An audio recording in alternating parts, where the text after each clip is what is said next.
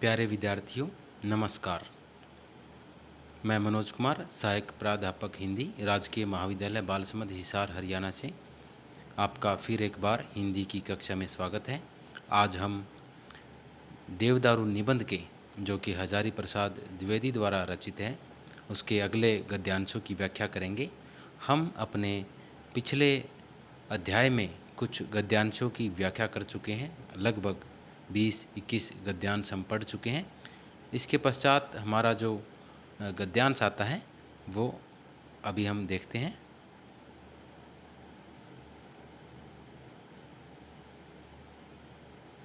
हमने लगभग 20-21 यहाँ तक हम पढ़ चुके हैं। इसके बारे में लेखक बताता है कि जो अपने गांव के किसी पंडित के बारे में बताता है, जो कि लेखक को लगता है कि जो मनगढ़ंत कहानियाँ वो बना रहा होता है, और ऐसा लगता है उसकी बातों से कि वो भूत को भी भगा देता है देवदारू की डंडी से, और अपने गायत्री मंत्र के प्रभाव के द्वारा वह भूतों को भगाने का भी कार्य करता है। और उसके मुख से जो गायत्री मंत्र का उच्चारण है वो फचाफच अर्थात बहुत तीव्र गति से एक निरंतर प्रवाह के साथ में जैसे निकलता हो। इस प्रकार से हमने इस गद्यांश की व्याख्या की थी। जो हमारा अगला गद्यांश है, मन की सारी भ्रांति को दूर करने वाले देवदारू, तुम्हें देखकर मन श्रद्धा से भर जाता है, वह अकारण नहीं है। इससे पहले हम इसका प्रसंग लिखेंगे। प्रत्येक जो हम व्याख्या करेंगे उसका आपने प्रसंग लिखना है। प्रसंग के लिए मैं हर बार बताता हूँ कि मुख्य रूप से आपको 3-4 बातों का पता होना चाहिए। एक तो लेखक का नाम, और जो हम निबंध पढ़ रहे हैं, कहानी, नाटक जो भी पढ़ रहे हैं, उसका नाम, पुस्तक का नाम आपको पता होना चाहिए, और उस गद्यांश में मुख्य रूप से क्या बात कही गई है उसके बारे में थोड़ा हम जिक्र कर सकते हैं। तो प्रसंग लिखने का तरीका आपको पता है कि प्रस्तुत गद्यांश, प्रस्तुत अवतरण हमारी हिंदी की पाठ्य पुस्तक नव्यतर गद्य गौरव में संकलित देवदारू निबंध से लिया गया है, और इसके रचयिता आचार्य हजारी प्रसाद द्विवेदी जी हैं। उन्होंने इस निबंध में, इस गद्यांश में देवदारू के माध्यम से भारत की प्राचीन गौरव गाथा, धर्म, दर्शन आदि का वर्णन किया है। उसके साथ ही उन्होंने छंद, लय, ताल आदि का सूक्ष्म विवेचन किया है।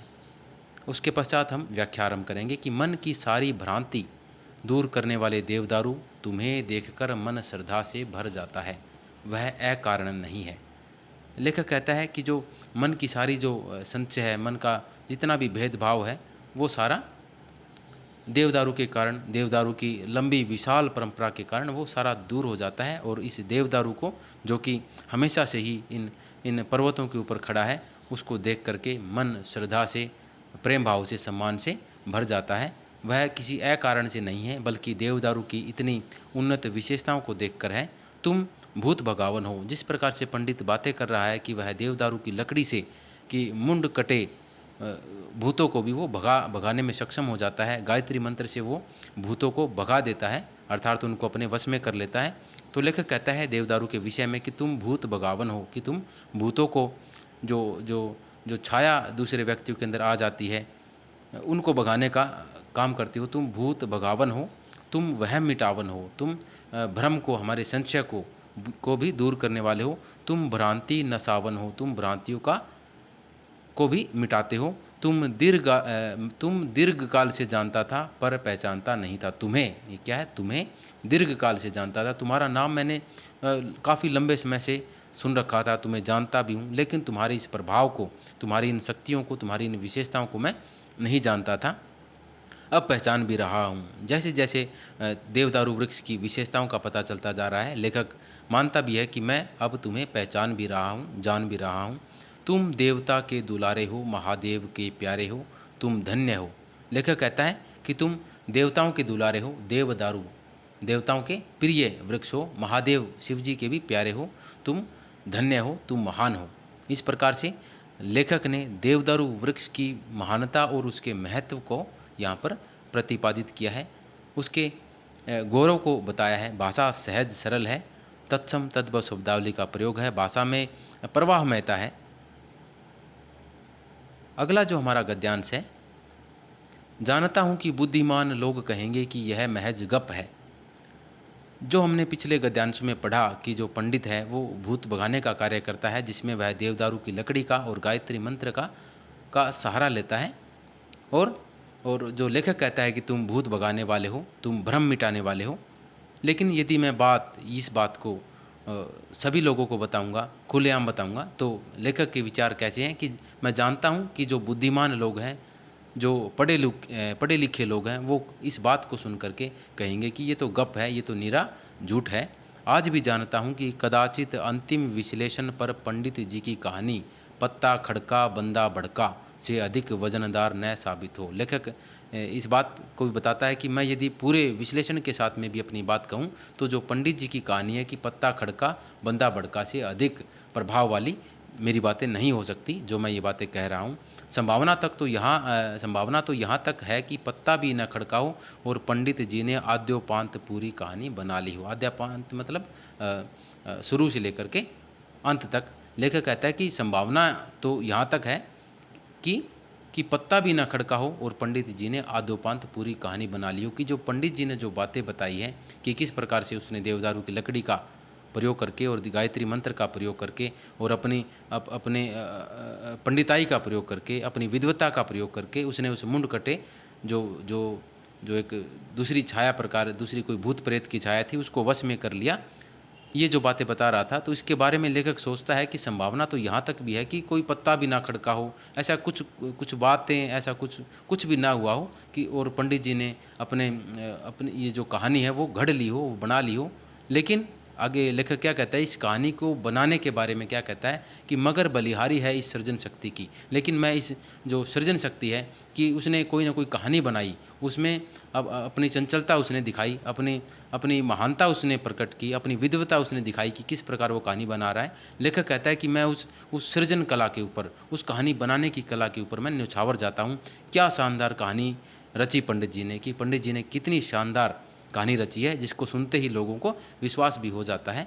आदिकाल से मनुष्य गप रचता आ रहा है, अब भी रचे जा रहा है।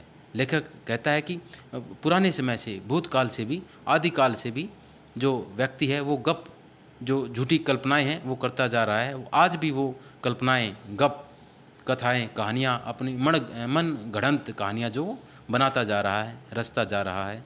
आज हम लोग ऐतिहासिक युग में जीने का दावा करते हैं। लेखक कहता है कि आज हम ऐतिहासिक युग में, जिसमें जो हमारा इतिहास पुराना चला आ रहा है, उसी युग में जीने का दावा करते हैं। उसी जीवन में, ऐतिहासिक जो हमारा जीवन था, जो ऐतिहासिक वैभव था, गौरव था, उसी में हम जीने की बातें करते हैं। अगला जो गद्यांश है, पुराना मनुष्य मिथकीय युग में रहता था। लेखक कहता है कि हम ऐतिहासिक जीवन में जी रहे हैं, लेकिन जो पुराना मनुष्य है वो मिथकीय युग में रहता था। अर्थात मिथकीय क्या होता है, मिथक, माइथ जिसे हम कहते हैं, कि ऐसी घटनाएं, ऐसी कथाएं, ऐसी मनगढ़ंत या अनुश्रुत कथाएं जिसे सुन करके हमें बिना तर्क और वितर्क के, बिना ना नुक्कड़ किए उनको स्वीकार करना पड़ता है। मिथक वो होता है। पुराना मनुष्य मिथकीय युग में रहता था कि लोग जो बातें कह देते थे, चाहे वो विश्व बनने के बारे में है, चाहे वो चंद्रमा बनने के बारे में है, चाहे वो किसी प्रकार की ऐसी घटना जिसका हमें पता नहीं हो, लेकिन उनके विचारों पर हम विश्वास करते हैं। उस युग में जो व्यक्ति है वो जीता था, उस युग में, मिथकीय युग में विश्वास किया करता था, जहाँ वह भाषा माध्यम को अपूर्ण समझता था, वह मिथकीय तत्वों से काम लेता था। तो ऐसा युग था जहाँ पर भाषा को अपनी बात कहने के लिए वह अपूर्ण समझता था। उसके पास ऐसे शब्द नहीं थे कि वो अपनी बात को, अपनी झूठ को, अपने गप को, अपनी कथाओं को, अपनी कल्पना को प्रकट कर सके, अभिव्यक्त कर सके। तो भाषा उस समय पर जो उसे छोटी महसूस होती थी, उसे अपूर्ण महसूस होती थी कि मैं अपनी बातों को, अपनी अभिव्यक्ति को किस प्रकार से अभिव्यक्त करूं। वह मिथकीय तत्वों से काम चलाता था। तो वह उसके पास कहने के लिए कुछ नहीं होता, इसलिए वो मनगढ़ंत कहानियाँ रचता था और वो लोगों को बताता था। मिथक, गप्पे भाषा की अपूर्णता को भरने का प्रयास है। जो भी मिथकीय कहानियाँ हैं, घटनाएँ हैं, जो भी उस समय पर लोग बातें करते थे, बनाते थे, कोई भूत की कहानी बताता था, कोई पता नहीं कैसी कैसी कहानियाँ रचा करते थे। ये सारी भाषा को की अपूर्णता को पूरा करने का प्रयास किया जाता था। आज भी क्या हम मिथकीय तत्वों से प्रभावित नहीं हैं? लेखक ये प्रश्न रखता है सभी पाठकों के मध्य में कि क्या आज हम मिथकीय तत्वों से प्रभावित नहीं हैं? क्या आज हम उन उन उन लोगों के द्वारा सुनाई गई कहानियों के बारे में क्या उनसे आज हम प्रभावित नहीं हैं? क्या उनका प्रभाव आज हमारे ऊपर नहीं पड़ता? हमारे जो पूर्वज हैं, हमारे जो बड़े बुजुर्ग लोग हैं, जो बातें बताते हैं, उनके ऊपर हमें आंख मूंद करके विश्वास करना पड़ता है। वो मिथकीय तत्व है, मिथकीय घटनाएं हैं। भाषा बुरी तरह अर्थ से बंधी हुई है। भाषा अर्थ के कारण व्याकरण के नियमों में बिल्कुल बंधी हुई है, लेकिन उसमें स्वच्छंद विचार संचार की शक्ति क्षीण से क्षीणतर होती जा रही। क्षीण मतलब कमज़ोर। उसमें जो स्वच्छंद संचार है, जो स्वच्छंद बातें हैं, जो स्वच्छंद व्यक्ति की कल्पना थी, वो उसको प्रकट करने की जो शक्ति है वो कमज़ोर होती जा रही है। उसमें उसमें व्याकरण के इतने नियम आ चुके हैं, उसमें अर्थ की गंभीरता को देखा जाता है, क्योंकि यदि भाषा में अर्थ नहीं होगा तो वो भाषा निरर्थक हो जाएगी। उन शब्दों का, उन रचनाओं का कोई अर्थ हमें नहीं मिलेगा। उसमें स्वच्छंद विचारों की जगह बहुत कम है भाषा के अंदर। मिथक स्वच्छंद विचरण करता है, लेकिन जो मिथकीय जो घटनाएं थी, मिथक जो थे हमारे, जो जो रचनाएं हम पुराने ज़माने में करते थे, आज भी करते हैं, जिन बातों जो पुरानी बातें होती थी, जिनके ऊपर आंख मूंद करके लोग विश्वास करते थे, उनके अंदर स्वच्छंद विचारधारा होती थी। वो पता नहीं क्या बात कह देते थे। आश्रय लेता है भाषा का, अभिव्यक्त करता है भाषातीत को। वो भी मिथक जो थे, मिथक करने वाले थे, जो रचनाएं, जो मनगढ़ंत कहानियाँ बनाते थे, वो भाषा का सहारा तो ज़रूर लेते थे, लेकिन वो भाषा से अलग ही कुछ ऐसी रचनाएं अभिव्यक्त करते थे कि उसमें कोई अर्थ नहीं होता था, कोई व्याकरण के नियमों में वो बंधी नहीं होती थी, अच्छा बुरा उसमें नहीं देखा जाता था। जो बात उन्होंने कह दी वो लोगों को वो विश्वास भी करवाता था। इस प्रकार से वो भाषा का सहारा लेकर के और भाषा से अलग ही अपने विचार प्रस्तुत करता था। इस प्रकार से लेखक ने मिथक के बारे में बताया कि हम मिथकीय युग में किस प्रकार जीते थे, किस प्रकार लोग मिथक का जो तर्क वाली जो बातें थी उनका बिना तर्क के हमें हमें स्वीकार करना पड़ता था। जो भी हमारे बड़े बुजुर्ग जो भी बातें कहते थे, उनको हमें बिना तर्क वितर्क के, बिना अपनी बुद्धि लगा के उसको स्वीकार करना पड़ता था। भाषा सहज सरल है, तत्सम शब्दावली का यहाँ पर प्रयोग है, प्रसाद गुण भी है, पढ़ने में हमें आनंद आ रहा है, शांत भाव है। अगला जो हमारा गद्यांश है, मिथकीय आवरणों को हटाकर उसे तथ्यानुयायी अर्थ देने वाले मनोवैज्ञानिक कहलाते हैं। जो मिथकीय आवरण है, जो हमारे मन के ऊपर उस मिथ्या का, मिथ्या मतलब मिथक मतलब मिथ्या, झूठ, गप, जो भी व्यक्ति के मन में आता था वो कहता था, उन मिथकीय आवरणों को, उन मिथकीय परतों को हटाकर उसे तथ्य के साथ जोड़ करके, उसे वास्तविक तथ्य के साथ जोड़ करके एक निश्चित अर्थ जो देते थे, उन्हें मनोवैज्ञानिक कहा जाता है। अर्थात जो जो हमारी मिथकीय जो बातें थी, लोगों ने किसी प्रकार से कह दी, लेकिन उन मिथकों से, उन मिथ्या आडंबरों से, उन झूठी बातों के ऊपर तर्क दे करके उसको सही सार्थक अर्थ देने वाले लोग मनोवैज्ञानिक कहलाते थे। आवरणों की सार्वभौमिक रचनात्मकता को पहचानने वाले कला समीक्षक कहलाते थे। और इन आवरणों की सार्वभौमिक सत्यता, सारे संसार में जो रचनात्मक कार्य था, उनको पहचान करके जो पहचान करते थे, उनको कला का समीक्षक, कला की समीक्षा करने वाले कहा जाता था। लेकिन दोनों को भाषा का सहारा लेना पड़ता है, दोनों धोखा खाते हैं। लेकिन चाहे वो तथ्यों का आवरण हटाए, उनके पर्दे हटाए, चाहे वो सच उजागर करे, चाहे वो इन आवरणों को सार्वभौमिक बनाए, लेकिन दोनों को सहारा तो भाषा का ही लेना पड़ता है। अपनी अभिव्यक्ति को, अपनी बात को, अपने विचारों को, भावों को प्रकट करने के लिए उसे भाषा ही सशक्त माध्यम है। चाहे वो लिखित रूप हो, चाहे वो मौखिक रूप हो, दोनों में उसे धोखा भी खाते हैं। क्योंकि कई बार क्या होता है कि वो जो बातें कहना चाहते हैं वो समझा भी नहीं पाते। भूत तो सरसों में है। लेखक कहता है कि इसके पीछे एक कथा जुड़ी हुई है कि पुराने ज़माने में किसी के ऊपर कोई भूत प्रेत, कोई छाया, कोई प्रभाव होता था, तो उसके ऊपर सरसों या सरसों का तेल उसके ऊपर के व्यक्ति के ऊपर के सिर के ऊपर फेर कर उसे फेंक दिया जाता था। तो कहने का तात्पर्य यह है कि जो उसके अंदर, व्यक्ति के अंदर कोई भूत प्रेत छाया, कोई प्रभाव है, तो वो उस सरसों के तेल में, सरसों में आ जाता था। इसलिए ये अर्थ है, भूत तो सरसों में है, व्यंजना और लक्षणा शब्द शक्ति में कहता है, जो सत्य है वह सर्जना शक्ति के सुनहरे पात्र में मुंह बंद किए ढका ही रह जाता है। लेकिन जो सत्य है, पुराने ज़माने में ये भी गल्प है, ये भी एक मिथ्या बात है कि सरसों के तेल को या सरसों को किसी के व्यक्ति के ऊपर फेर करके उसको शुद्ध कर दिया जाए, ये भी गल्प है। लेकिन जो सत्य बात है, जो सच्चाई है, वह सृजना शक्ति के सुनहरे पात्र में मुंह बंद किए ढका ही रह जाता है। कहने का तात्पर्य है कि जो सच बात है,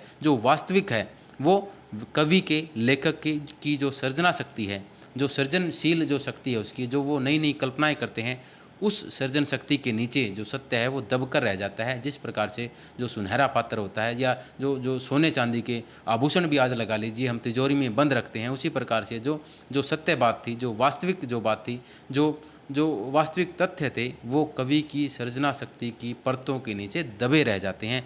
एक पर एक गप्पों की परतें जमती जा रही है और लोग इसी प्रकार से मिथ्या, झूठ, गप ऐसे करते जाते हैं और जो सत्य बात है वो दब जाती है उसके नीचे। वो उस सच्चाई का हमें पता ही नहीं लगता। सारी चमक सीपी की चमक में चांदी देखने की तरह मन का अभ्यास मात्र हो जाता है। और जो सारी चमक हमें दिखाई देती है काव्य में, रचनाओं में, उपन्यासों में, जो भी हमें चमक दिखाई देती है, वो सारी चमक सीपी की चमक में चांदी देखने की तरह मन का अभ्यास मात्र है। वो चमक हमें जिस प्रकार से जो सीपी है उसके अंदर जैसे बूंद पड़ती है और लोगों की आस्था होती है कि उसमें मोती बन जाता है, तो जो सारी चमक है सीपी की चमक की तरह, उस सीपी की चमक की तरह लोगों को लगता है कि ये चांदी है, और इस प्रकार सीपी में चांदी देखने का अभ्यास बन जाता है। और लोगों में आज भी जो गप है वो चलती रहती है। जैसे सीपी में वो मोती देखना, लेकिन यदि मोती मिलता तो पता नहीं क्या हो जाता, क्योंकि मोती नहीं मिलता। लेकिन वो केवल अभ्यास मात्र है, आभास मात्र है, वो केवल दिखाई देने वाला है, आँखों का धोखा है। गप तो यहाँ तक भी चलता है, जैसे पुराने ज़माने में मेरे साथ भी जैसे हुआ है, आपके साथ भी हुआ होगा कि जो गिलहरी होती है उसके माथे में चांदी का सिक्का है, चांदी की अठन्नी है। ये भी गप था। न जाने कितनी गिलहरियाँ, कितने बेचारा जीव, निर्मम जीव, वो मारा गया इस गल्प के चक्कर में, इस गप के चक्कर में, इस मिथक के चक्कर में। न जाने कितनी गिलहरियाँ मारी गई। लोग उसके माथे में, उसके मस्तिष्क पर उसके वो चांदी का सिक्का ढूंढने का प्रयत्न करते हैं, लेकिन कहाँ मिलता है चांदी का सिक्का। वो भी एक गप थी। तो लेखक कहता है कि जो सच्चाई की बात है, जो वास्तविकता है, वो मनुष्य, जो कवि की, लेखक की जो सृजनाशील शक्ति है उसके नीचे वो दबी रह जाती है। गप कहाँ नहीं है, क्या नहीं है, मगर छोड़िए भी। लेखक कहता है कि गप कहाँ नहीं है। हमारी ज़िंदगी में रोज़मर्रा की बातों में न जाने हम कितने गप, कितनी झूठी मिथ्याएं हम सुनते हैं। तो छोड़िए इन बातों को, लेखक कहता है। तो यहाँ पर लेखक कहना चाहता है कि जो सच्चाई है, जो वास्तविकता है, वो मनुष्य की कल्पना के आगे वो मंद पड़ जाती है। जो वास्तविकता की जो बात है, जो सच्चाई है, उसकी चमक है, वो केवल सिप्पी में चमक की तरह हमें आभास मात्र लगता है, हमें केवल दिखाई देता है, वास्तव में वो होता नहीं है। भाषा सहज सरल हम कह सकते हैं, तत्सम प्रधान शब्दावली है, प्रसाद गुण यहाँ पर विद्यमान है। भाषा में प्रवाह बना गया है, प्रवाह हमें दिखाई देता है, एक के बाद एक विचार समझ में आते जाते हैं। शांत यहाँ पर रस हम कह सकते हैं। अगला जो गद्यांश हमारा आता है, देवदारू भी सब एक से नहीं होते, मेरे बिल्कुल पास में जो है वह जरठ भी है, खूसट भी।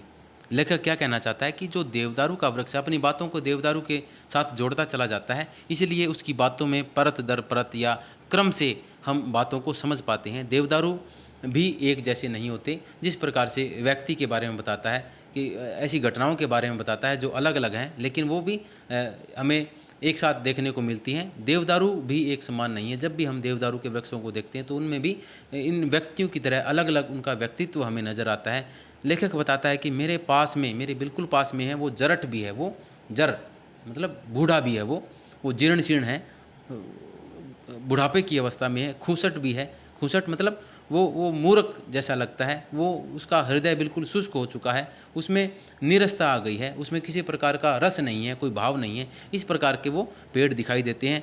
जरा उसके नीचे की ओर जो है वह सनकी सा लगता है, और उस जो जरठ और खूसट जो देवदारू है उसके थोड़ा और नीचे यदि हम देखें तो उसमें अगला जो हमें देवदारू का वृक्ष लगता है वो सनकी सा, पागल सा दिखाई देता है। एक मोटे रामखड्ड के एक प्रांत पर उगे हुए हैं। और लेखक बताता है कि थोड़ा सा आगे एक मोटा पेड़ खड्डे में एक प्रांत जितनी एक जगह को घेरे हुए है। आधे ज़मीन पर, आधे अधर में, आधे जो कई वृक्ष ऐसे हैं जो आधे तो ज़मीन पर निकले हुए हैं, जिनकी जड़ भी दिखाई देती है, और कई अधर में, कई उस ज़मीन के नीचे हैं, कुछ ऊपर हैं। आधा हिस्सा उनका कोई ठूंठा हुआ, सूखा हुआ दिखाई देता है। आधा जगर-मगर, अर्थात आधा मतलब जगमग, अर्थात वो जवानी की अवस्था में चमकता हुआ हरी भरी हरियाली वाला दिखाई देता है। सारे कुनबे के पाधा जान पड़ते हैं। ऐसा लगता है कि कई जो वृक्ष हैं, कई तो वो सारे कुनबे के, सारे परिवार के, सारे देवदारू प्रजाति के पाधा मतलब पुरोधा या बड़े आचार्य सहायक उसके बड़े व्यक्ति उसके जान पड़ते हैं। एक अल्हड़ किशोर है, सदा हंसता सा, कवि जैसा लगता है। लेखक बताता है कि उनमें से एक देवदारू वृक्ष अल्हड़ है। अल्हड़ मतलब जवान है, किशोर है, और वो ऐसा हमेशा ही मुस्कुराता रहता है। कवि ने यहाँ पर इन वृक्षों का मानवीकरण भी किया है। कवि जैसा वो लगता है, अर्थात कवि जैसा खुशहाल, जवान, किशोर और हंसता हुआ दिखाई देता है। जी करता है इसे प्यार किया जाए, सदा से ऐसा होता आया है। लेखक कहता है कि इन वृक्षों को देख करके, इन अल्हड़, इन किशोर, इन लहलाते वृक्षों को देख करके, देवदारू के वृक्षों को देख करके उन्हें प्यार करने को जी करता है, मन करता है। सदा से ही ऐसा होता है कि हम हरियाली को देखते हैं तो उसे हमारा मन करता है कि उसको अपनाएं, उसे प्रेम करें। हर देवदारू का अपना व्यक्तित्व होता है। जो देवदारू का वृक्ष है, चाहे वो बूढ़ा हो, चाहे वो मोटा हो, चाहे वो पागल जैसा लगता हो, चाहे कोई सूखा हो, चाहे जिसमें हरे भरे पत्ते ना हो, सभी का अपना अपना व्यक्तित्व, अपना अपना आकार रूप होता है। एक इतना कमनीय था कि बैल की ध्वजा वाले महादेव ने उसे अपना बेटा बना लिया था, और एक तो इतना कामना करने वाला था, इतना कामना की पूर्ति करने वाला था, कमनीय था कि बैल की ध्वजा वाले महादेव, इनका नाम है बैल की ध्वजा, बैल को साथ में रखते हैं तो बैल की ध्वजा वाला महादेव इनका नाम भी है। उन्होंने एक देवदारू को अपना बेटा, पुत्र के समान बना लिया। पार्वती माता की छाती से दूध ढरक पड़ा था, और जिसे देख करके जो पार्वती माता है, उनकी छाती से जो दूध है वो जैसे बाहर निकलने को हो गया। जिस प्रकार से माँ अपने पुत्र के लिए दूध पिलाती है, दूध बाहर निकल आता है, उसी वृक्ष को देख करके, उसके प्रेम भाव को देख करके, उसकी सुंदरता, उसकी कमनीयता को देख करके माता पार्वती के वक्षस्थल से जैसे दूध की धार बहने लगी हो। कालिदास ने खुद कहा है, कालिदास ने शिव और पार्वती का जो उन्होंने रचा है, उनकी जो रचना है कुमार संभव, उसमें वो जिक्र करते हैं। मगर कुछ लोग ऐसे होते हैं कि उन्हें सबे धान 22 पसेरी दिखते हैं, लेकिन कई लोग ऐसे होते हैं जो कुछ भी नहीं देख पाते, किसी का अच्छा भला बुरा कुछ नहीं देखते। उनके लिए तो सभी लोग एक जैसे होते हैं, वो सभी को एक आँख से देखते हैं। इस प्रकार से यहाँ पर लेखक ने विभिन्न प्रकार की प्रजातियों के बारे में, विभिन्न प्रकार के देवदारू की प्रजातियों के बारे में यहाँ पर जिक्र किया है। कोई मोटा है, कोई पतला है, कोई आधा ज़मीन में है, कोई आधा ऊपर है, कोई युवक है, कोई मतलब जवानी की अवस्था में, ऐसे उनके व्यक्तित्व का यहाँ पर चित्रण किया है। भाषा वही सहज सरल स्वाभाविक भाषा है, तत्सम और तद्भव शब्दावली युक्त भाषा है, इसके अंदर प्रसाद गुण है। इस प्रकार से हम इन गद्यांशों की व्याख्या कर सकते हैं। आज के लिए इतना हम करेंगे। धन्यवाद।